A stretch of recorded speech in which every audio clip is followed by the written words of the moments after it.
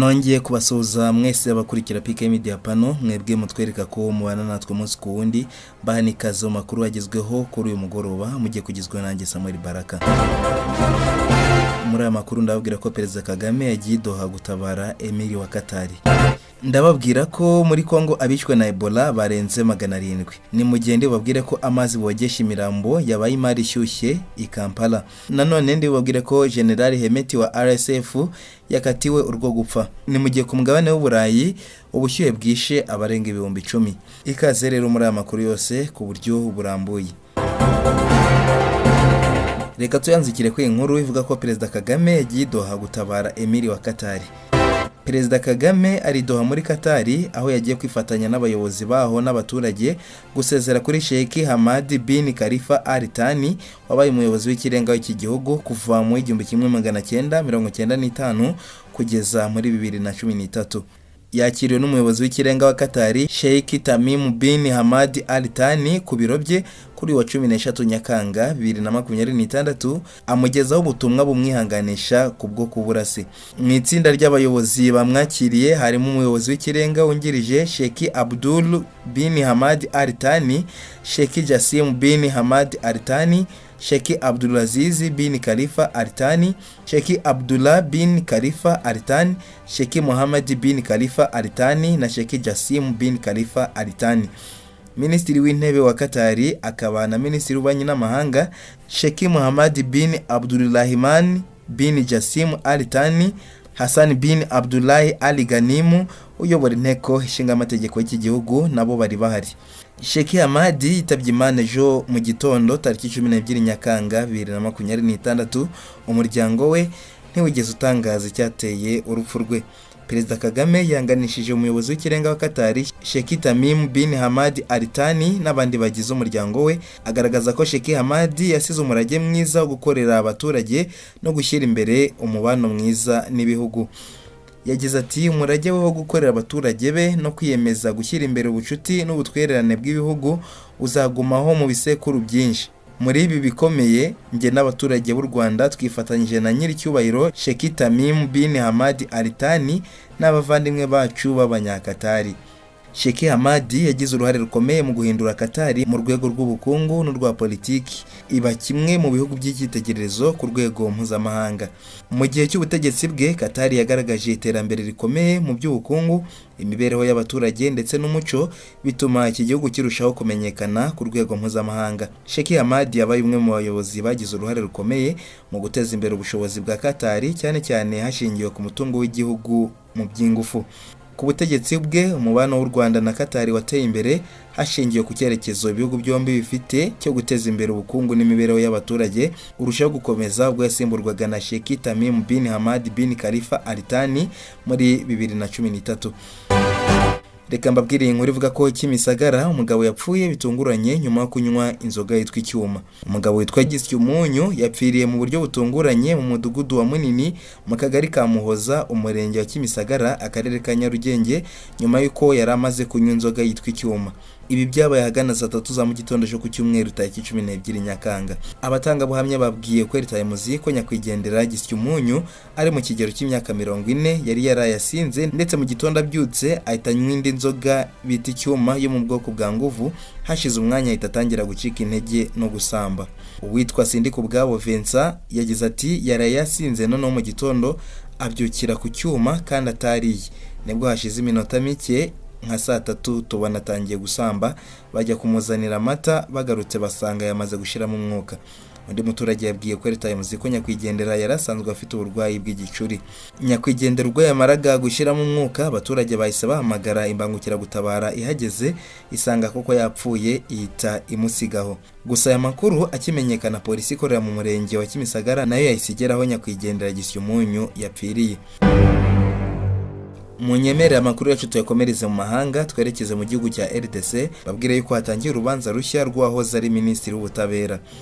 Urubanza rushya ruregwamo uwahoze ari minisitiri w'ubutabera Constantin Mutamba rwatangiye kuri uyu wa mbere tariki 13 Nyakanga 2026 imbere y'urukiko rusesa imanza muri Repubulika ya Demokarasi ya Kongo. Ni urubanza rurebana n'imicungire y'amafaranga aturuka mu kigega cy'indishyi n'ingurane ku bahohotewe n'ibikorwa bitemewe bya Uganda muri Kongo FRIVAO, mu gihe havugwa ko hari amafaranga yanyerejwe.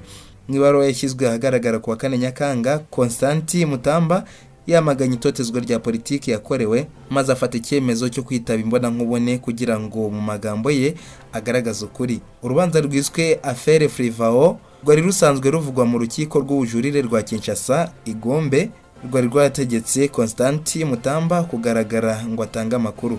Iki cyemezo cyakurikiye buranisha ryo kuwa 30 Mata, aho impaka zibanze ku mafaranga asaga miliyoni 50 z'amadolari y'Amerika, amafaranga bivugwa ko yatanzwe mbere yo kubona icyemezo giturutse ku buyobozi bukuru bw'igenzura ry'amasoko ya leta DGCMP.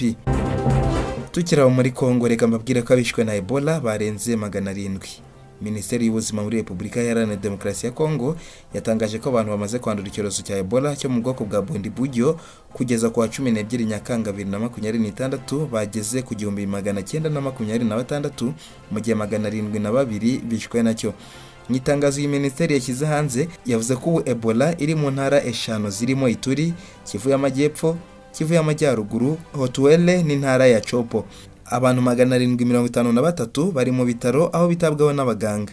Inzego z'ubuzima muri Kongo zivuga ko zibasha gukurikirana 78.3% by'aho bakeka Ebola cyangwa abo bakeka ko bahuye n'abanduye Ebola. Ebola iri muri RDC ubu ni ikibazo gihangayikishije isi nk'uko ishami ry'umuryango w'abibumbye ryita ku buzima OMS ryabyemeje. Nta muti cyangwa urukingo biremezwa ko bivura iyi virusi yo mu bwoko bwa Bundibugyo igiye kumara amezi 2 itahuwe kuri mu bantu. Reka dukomereza no kuri iyi nkuru mbabwire ko General Hemeti wa RSF yakatiwe urwo gupfa. Urukiko rwo muri Sudani rwakatiwe urwo gupfa General Mohamed Hamdani Dagalo Hemeti uyobora umutwe witwara gisirikari wa Rapid Support Force RSF nyuma yo kumuhamya ibyaha by'intambara, ibyibasiye inyoko muntu ndetse na genocide. Ni ibyaha byakorewe mu gace ka West Darfur. Hemeti n'abandi bayobozi 15 bakuru ba RSF bakatiwe badahari nyuma y'urubanza rwabereye mu mujyi wa Port Sudan ugenzurwa n'ingabo za leta ya Sudani. Urukiko rwavuze ko rwabahamije ibyaha birimo gutegura no gukora ibitero byahitanye abaturage, gusenya ibikorwa remezo, gusahura imitungo ndetse no kwibasira amashuri, insengero n'ahantu hatuwe n'abaturage.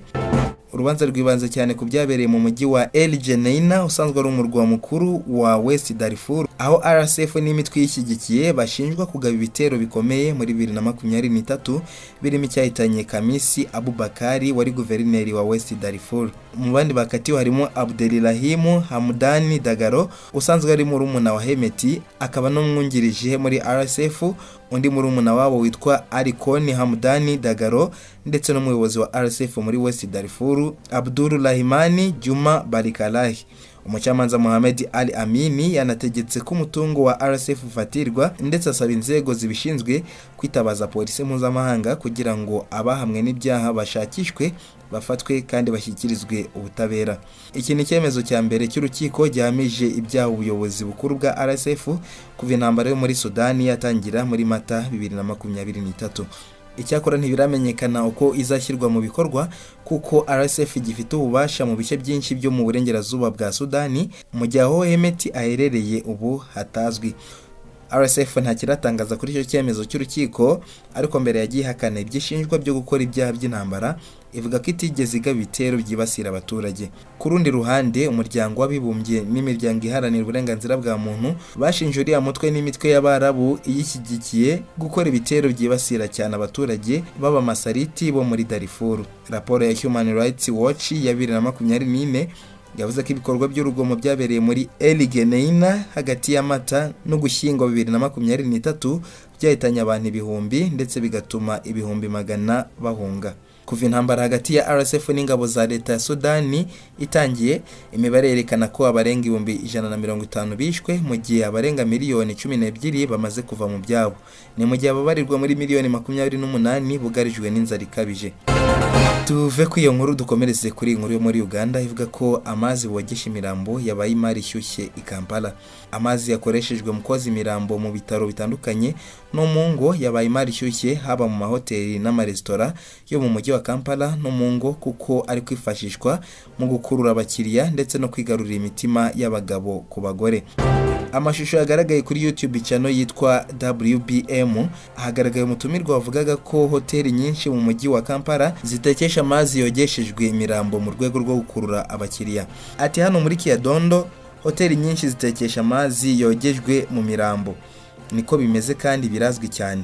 Aya mazi bajya kuyafata mu buruhukiro bw'ibitaro, aranahenze cyane. Amagambo y'uyu mugabo yateje impaka, harabavuze ko ari kubeshya, gusa bihamywa n'undi mugore w'umuyisilamukazi wari ku musigiti mu gace ka Butambala. Uyu mugore yavuze ko ibyo gukoresha amazi yogeshejwe imirambo yabibonye ubwo yari yagiye gushyingura. Uyu mugore ati amazi yogeshejwe imirambo abagore bambwiye ko bayashyira mu biryo cyangwa mu mutobe, umugabo akagenda agakonja nk'uko umurambo ukonje ntiyaguca inyuma rwose. Yakomeje agira ati twagiye gushyingura umudamu mugenzi wacu wari wapfuye, nsohotse gato mbona abagore bagenzi banjye bari kureka amazi twogesheje umurambo. Narababaje nti ese kuki muri kureka amazi asa nabi?